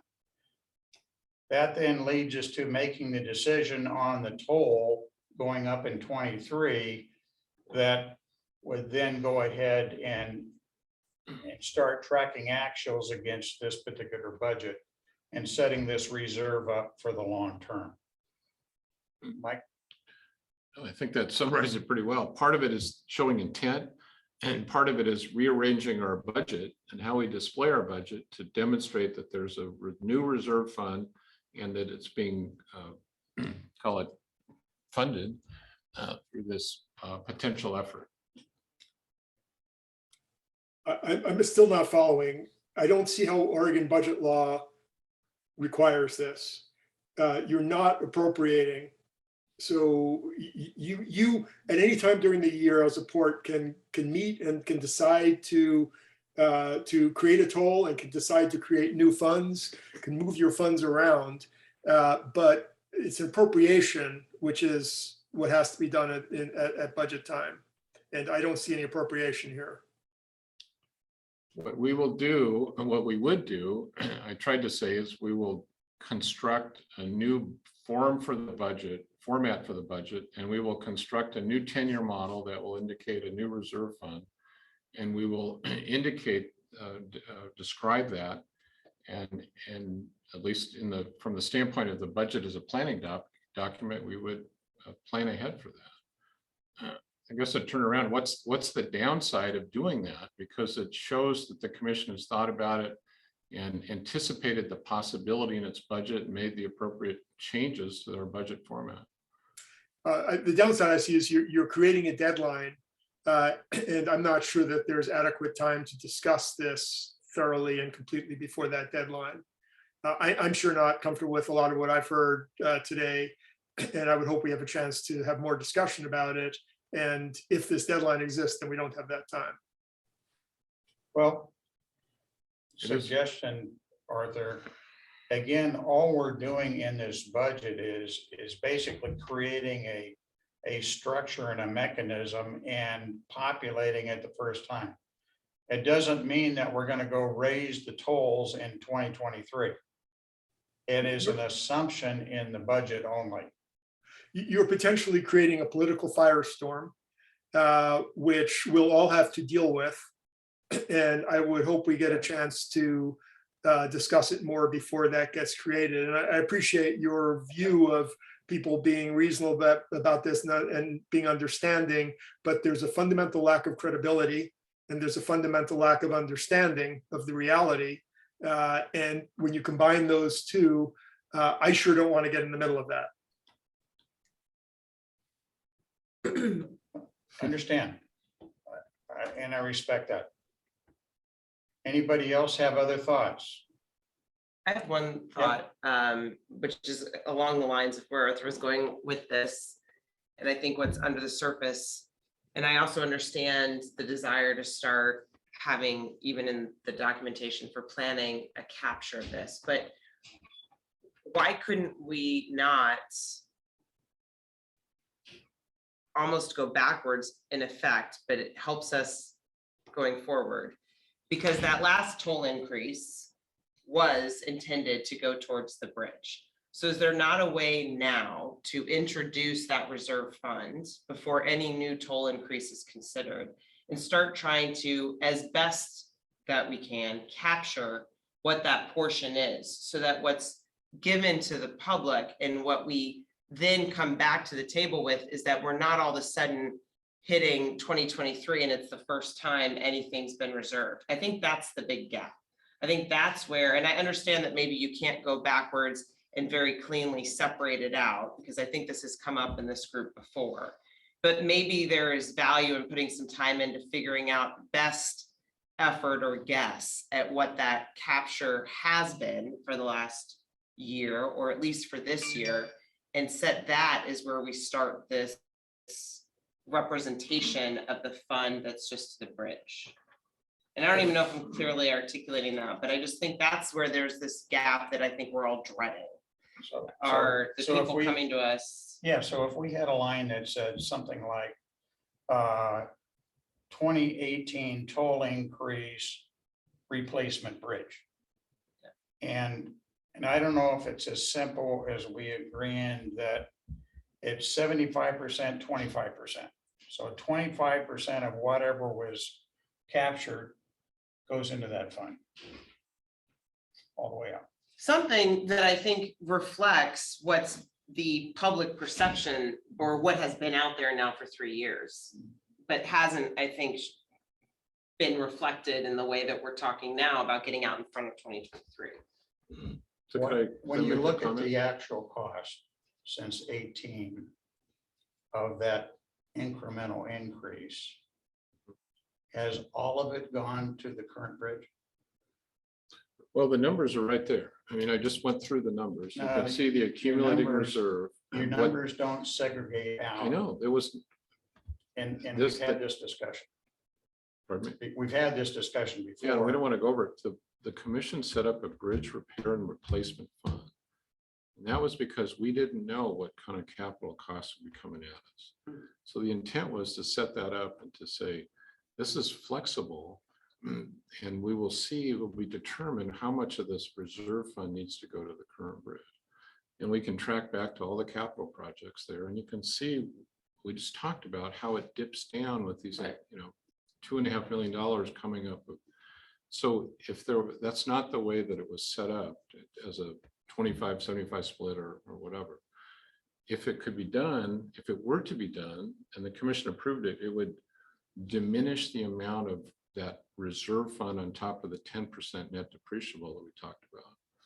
So that's where it gets into that, how close to the line do we want to go before we find out, if we find out there's an emergency on the current bridge. One more thing, what this doesn't capture is the amount of money that is coming out of the general fund at the port for bridge replacement efforts. So currently it's about $220,000. It's gone up over the years, but probably somewhere between 180 to 220 in lobbying costs that we're spending on lobbyists for the new bridge. That's not coming out of the bridge repair and replacement fund. That's coming out of the general fund of the port, which increases the general fund gap that we're looking at. So and then that doesn't also allocate that, or doesn't identify the allocated staff costs. My time that's being spent, the CFO's time, the communications manager, none of that is covered. And that might be an order of magnitude of $80,000 to $100,000 a year. So if we're going to talk about reserve fund, that's just one part of it. There's also significant other expenditures the port's making that aren't identified. And we've asked in the past to get that split out so we can actually see and credit the port, how much money is really going from the port to the new bridge. We've asked for that several months and we're still waiting for it. Now, granted, the CFO retired and we're looking for a new CFO. I'm sorry, That is out. Mike, what was we were given the number $57,000 in response to a question that Marla asked many meetings ago. She wasn't present at the meeting where the answer was given. But the question was asked, is there a segregation of these funds so we know how much of this bridge replacement fund money, the repair and replacement fund money actually went into the pre-development costs of the bridge? And we were given the number 57,000. Am I imagining that? No, I remember that. I remember that. So I put in the chat room. I knew it wasn't very much. That's what I remembered. Yeah, I checked my notes and my note says 57,000. I also went back to the original language from 2018 of the last toll increase. And I put that up in the chat room. I don't know if you guys can see that. Okay, so I'm sharing that with you folks also, which is this is where the credibility issue comes into play. And I'm not trying to rub anyone's nose in anything. I'm trying to explain why we have a really hard problem here, because it's all of our problem. It's not the port's problem. It's not, it's not Hood River's problem. It's all of our problem to figure out how to square this language with the $57,000 number that we got. and then how to not make the mistake going forward, which is going to get people pissed at us. Well, I would Well say said. the first thing that we should have is all of the money that the port has been spending on the new bridge. That number, your time, all that staff time needs to be able to look back from the beginning and allocate that towards the 2018 dollars that were come out. Because all your money goes into your general fund, you know, you have this fund, but you better be able to tie that to it and say every year the port is spending $200,000-$300,000 of this increase on the staff time and the lobbyists for the new bridge. And what has happened with that success is we just got $75 million towards the new bridge. That's a good portion of it. These are good investments. That needs to be the story that's being told, not we've spent $57,000 towards the new bridge with that total increase. Yeah. And then when you comes to the 2023, like Arthur said, in order for me to be able to say yes to that, I would also need to be able to say, we are asking you to do more, people for this new bridge. And we're also reducing costs and making operational changes to be able to put that towards it. So you're putting more towards it and we're putting more towards it. And if you can bring that together, then we have a story that's worth telling. If you just say, we're gonna charge, these people another $300 a year who cross it every day, or however much it works out to be. And we're just gonna put that in a piggy bank for the next 7 years until we start operations of this new authority. That's a lot harder of a sell. Yeah, I agree with you, Commissioner Anderson, absolutely. I think that these numbers that the port has been spending on lobbying and staff time, all your time. No, he's grant funded. I'm great. Okay, well. There's Off to still, the there's side. money, there's. Well, it's just that he doesn't count in this. Yes, this yeah, Calculation. Right, but you have your overall cost, some of it's from grants, some of it's from general fund, some of it's from tolls. But if you can put those out there so that it can be explained in a really, really simple way. I think, we can get the public on our side better than has ever happened before. Personally, I am okay with the 13%. Because I just think we are going to have to do it. We have got to get more money to get any kind of credit rating. It still might not be enough. It still might. And in 3 years, when we are trying to get this together so that we can go out, it still might not be enough, but we've got to start with something. And I'm okay to do it, but with this story that we have, that is the transparency part of what we're doing. I think we have to have it hand in hand. So I see kind of three things here. One is setting up the budget so structurally we can do this with these bridge goals. Number two is getting our financials transparent of what is the port spending and where the money. Want to guess who that is? That's my brother. The second piece of it is, yeah, Bob, yeah. Very apropos, isn't it? My brother. The second piece of it is transparency and getting the financials lined up so we can really see it. The second thing is telling the story of what happened all the way back at 218, but where are we going with this thing all the way through to the end, and why this is important. And then the third piece of it is, we're going to have to authorize at some point in time going forward. It's okay to have it in the budget, but that doesn't mean anything until you put it into play. That's what I see the three things that we've got to do here. And there's lots to do in each one of those three. Yeah, I mean, I think Arthur said it, and with that language captures it better than where I was trying to communicate it, but it's the same thing. I think that right now we all benefit, and I realize it probably is difficult to go backwards, but what we're talking about is not creating the line for 2023. We need to go back and fix and somehow add in the line that's been there since 2018. And I think being able to do that flips the conversation with the public, because when they see 57,000 against the six figures that have been going into the bridge since then and still, and then like Jake said, some of the funds now coming in, how that money's paying off, then people answer their own question. But when they see these bigger numbers, in their mind, it's just, this has been millions and millions and millions and millions, and now you want another dollar from me.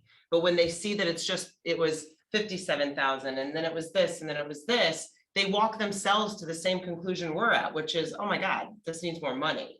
So I think it helps the port in the end to not be continuing to show these bigger amounts, like all that I mean, you need them, and it is still a part of it, but I think that's been the biggest gap. And it's what frustrates people from 2018 and still does, is just that was out in the community so much, and is still what is that stayed in people's heads. And so that we don't have this paper that we can pull and say, here you go, here's from 2018 very cleanly what that amount is very difficult. And so that's where I do think it's hard to sit here and think, well, now we want to get organized for 2023. Can we take some time and just clean up, like organize a little bit going backwards, so that we set ourselves up really well and, you know, still in 2022 to present that better? Like, that's, I think, the struggle on my end, is just, I wish, you know, and again, this is the collective. We're all in this together. So my feedback is I wish we had that. And since we don't, can we figure out a way to best we can capture it? Because it's not about a new fund now. The fund's been there. For Yeah, and people. Can you see Arthur's comment here? I'll say it out loud. It's to me, the language of some of this discussion sounds like we have a PR problem. I don't think we have a PR problem. I think this is a fact problem, not a PR problem. Well, it's a which is one-off. harder, much harder. Yeah, no, I'm agreeing with you. Yeah. I'm totally agreeing with you. So, Yeah. so I think it is just either way, but even more so on the fact side. Yes, like figuring out those numbers from 2018 on gives us the credibility we need, all of us. Like, all of us are the face in our communities. And that's where it's just tough, you know, to, And Okay, previously it was the port, because the port was the only one that had anything to do with the bridge. Now it's the bi-state working group, then it's going to be the bi-state commission. So it's morphing already away from the port. So we are becoming the face of what is going on now. And so we need to be able to explain what is going on. yeah. And I mean, again, when the traffic is backed up to the intersection of Bingen, Catherine and I are the face of the bridge. Like, Yeah. people are finding me in all forms of communication, and the same with the toll increases. You're absolutely right. And so I think that's the thing is, this isn't about pointing any fingers. It's just, how do we best figure this out? But this, I think, needs to get figured out, like, so that we're all saying things that we can stand behind and be confident about, and repair some of what's out there in the public. Yeah. And I think it just needs to feels be really simple. And this, for us, it's great for us to understand the back information, but we need a pie chart that's like this, or 3 bars. That's it. You know, because we cannot explain this to the public. How about if we do this? Let us take it on. Kevin and I will take it on. We'll take it back to the port. And see what we can do. By next meeting, we'll have a report out to you, what we can do on the 2018 piece of this thing, and trying to recreate history a little bit. Yeah, and help again, us capture create what that. we can, like, Yeah, through, yeah, like yeah. Arthur said, we're not trying to We're not fabricating anything. correct, but I think it's time consuming after the fact, but that's what is missing from all of this. Yeah. And it's just tough. Okay, so let's go ahead. And the other thing that we're gonna have to be able to sell is whenever you're asking for more, we have to be able to say, the port has relied on their 50 cents to go do other things for a long time. And the port has to have that weaning figured out over a short period of time of how you're gonna do it before we can ask for more money. Unless you have that figured out, it's a political hotcake that we all get associated with now. Let's make sure that gets in the notes. So, okay, and we'll have discussions with the board. So I think it was a really good discussion, folks. If we could, let's move on to the next one, which the project updates or other items. I have just a quick Yep. bullet list here that I'd like to go through with Okay. you. So tomorrow, myself and WSP, we have a presentation to the Nez Perce Executive Committee regarding the treaty agreement. So that's a great step forward. We have a Yakima Nation planning meeting on the 13th, which is the day after. We've got a meeting also on the 13th with Federal Highways to go to review all the build grant agreement documents. It's taken a long time to get that agreement put together. We can talk about the evaluation committee for the RFP a little bit later. Section 106 consulting party meeting comments are being compiled. Most of you have been invited, or somebody from your agency's been invited to those. So that's making good progress and coming to an end shortly. ARIP contract was approved by the Port Commission. If you recall, that's the contract to assist the port and the bi-state working group during the negotiations with the highest scoring bidder. And we'll do an independent cost estimate. So that contract's been approved and we'll be getting that signed the next few days. That's the one, Jacob, we had concerns that the alternate was really expensive. And so we went to the low cost side and we figured that one of the benefits going the other one is their their knowledge of the ODOT procedures. We think we've got another way of doing that with team members that are already on the evaluation team from ODOT. So we think we've got that covered. And then just the last item is on the 14th of this month. We'll have our first meeting with the Washington Transportation Committee staff to learn about the 1.5 million that was in the one bill for the traffic and revenue study, and also how to get access to that construction funding, or at what point it would come into play. So that meeting's happening on the 14th of this week. So Kevin, a request for you, and I know you're a staff of one that probably needs. I get a three lot right of support now. from the executive director and Jen and everybody. I'd really like to see in here just a standard report of where are we in all the funding elements? And where are we in expenditures? And how much room do we have against each funding entity? So just like a P&L, monthly Yeah. P&L. Yeah, but break it down by the grouping, so Sure. out of the 1.5, out of the original 15, out of, as we come in with a 75, as we get another, hopefully 40 from IIJA, we got to keep track of all That's that. easy. That's basically what I do when we submit the reimbursement request to the state. That's what they're But expecting. I think it would be helpful for this Absolutely. organization to be seeing that every month. Sure. And even if we don't go over it, it's in your package. You It's said basically 40 from financial. IIJA. I thought we were looking at 20. You think? I'm going. So on the IIJ, we do have a little bit of news there. So it is a little bit unclear whether special districts are eligible to apply for that. So we are actually, because it's kind of geared towards cities and counties, that local bridge program. And so Thorn Run is reaching out to headquarters to find out how we would go about applying for that. And so we're kind of waiting to find out what the answer is on that.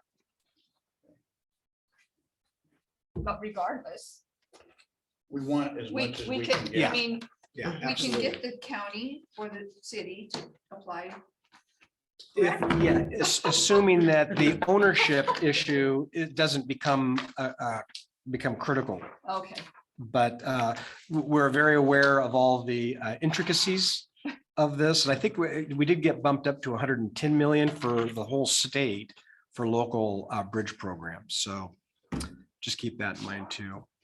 Anyway, that's all I've got as far Okay, as great, thank updates. you. So let's go down to the replacement bridge contract update.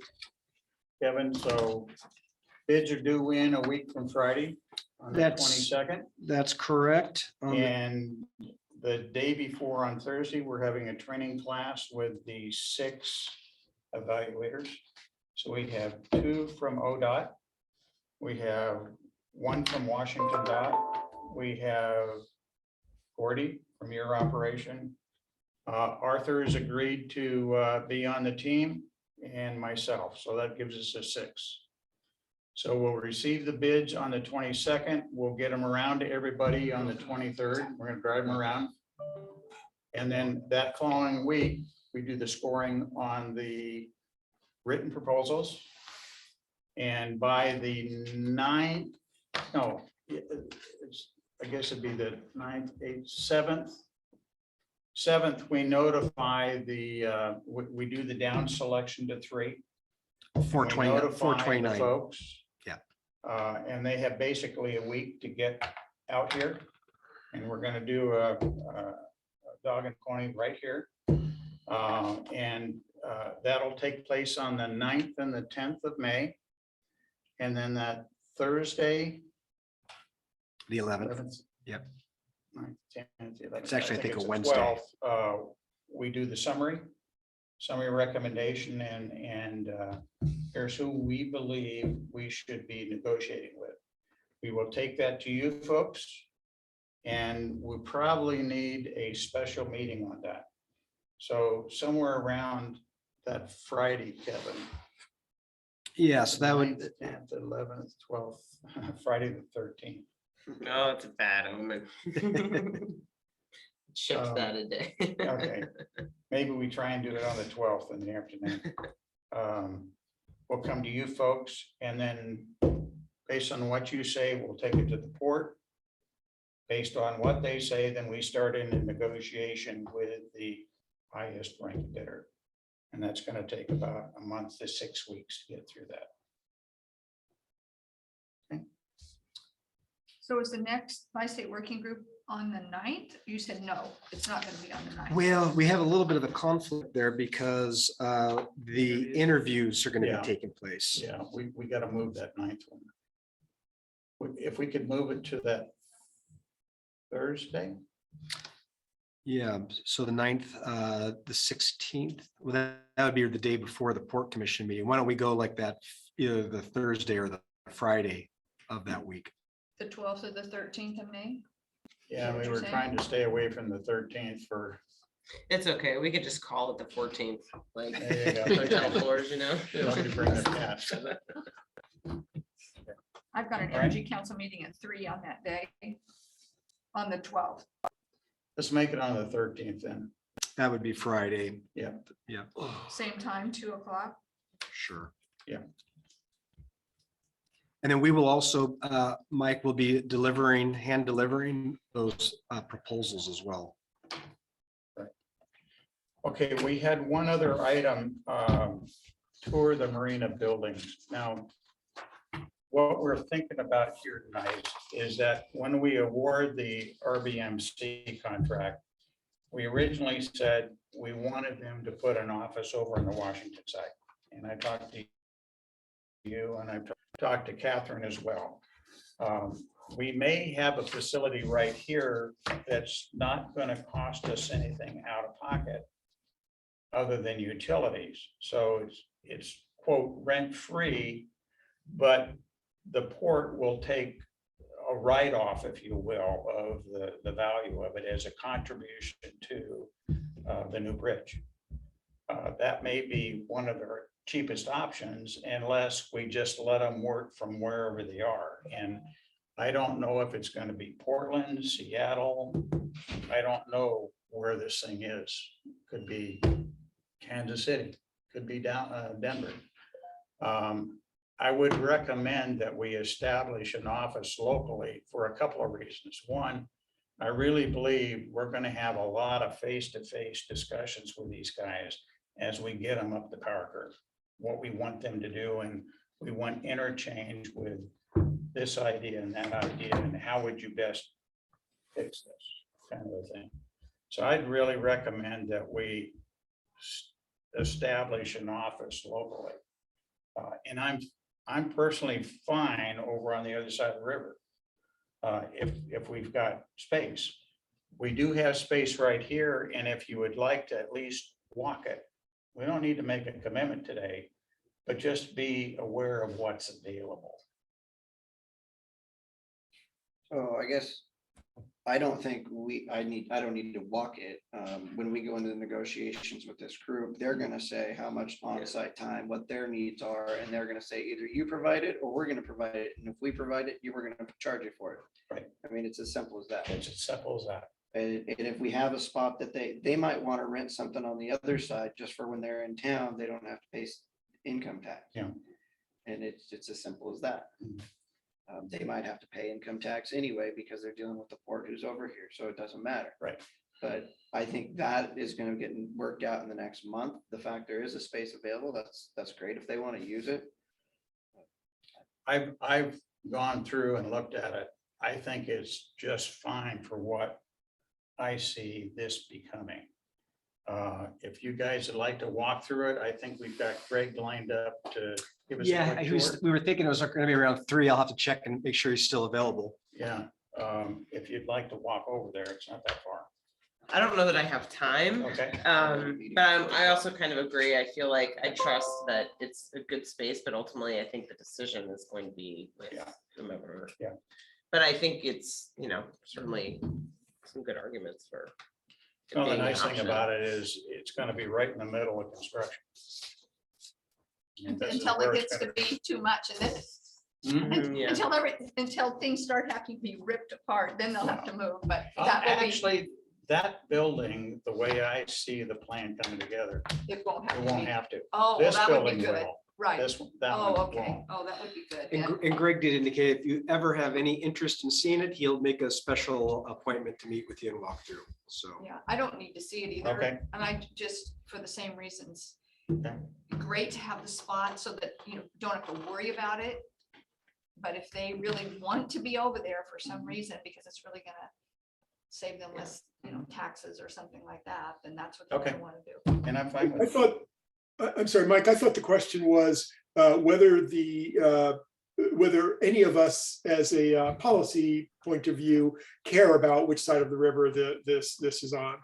I think Jacob explained some good reasons why the contractor might care, but do we as a governing body or as an advisory committee care about which side it winds up on? Fox, I don't care. How about I don't feel.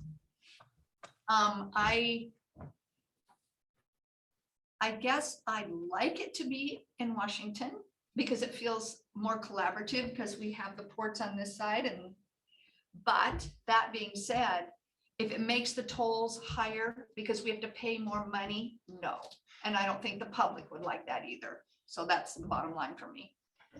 Yeah, I kind of agree. I like the optics and I think there's some good, easy wins if it's in Washington. But at the end of the day, now that we're at this point, I think I'm not as firm that is a policy decision. I think it's also going to depend on who is selected and what they're thinking and.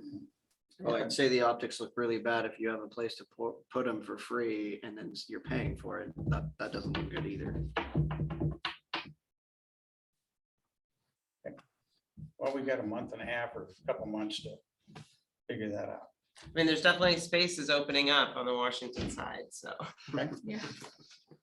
All right, any other items from anybody? Can we adjourn? Adjourn. Okay, we're adjourned. Thank you, folks. Bye-bye.